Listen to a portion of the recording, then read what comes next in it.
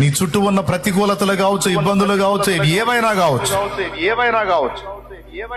అవి నీ కాళ్ల కింద అణిగి మణిగి ఉంటాయి. అవి నిన్నేమీ చేయజాలవు. ఎప్పుడైతే నీ దృష్టి మళ్లించి ప్రభు వైపు కాకుండా నీళ్ల వైపు చూస్తావు, అంటే నీ పరిస్థితుల వైపు చూస్తావో, అవి నీ మీదికి ఎగబాగుతాయి. అవి నిన్ను ముంచటానికి వెంటనే లెగుస్తాయి. ఈ చిన్న విషయాన్ని మీరు గుర్తించగలిగితే ఈ రాత్రి మీరు ధన్యులు.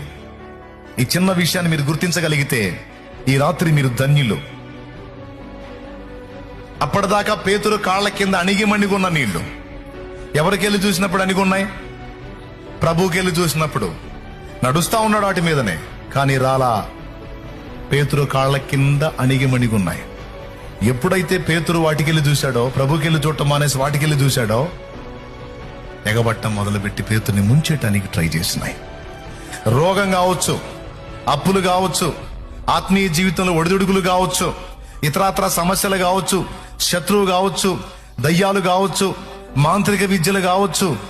నువ్వు వాటి వైపు కాకుండా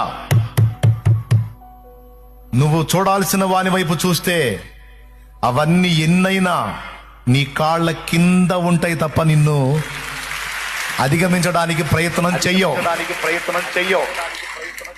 అవి ఎలాంటివైనా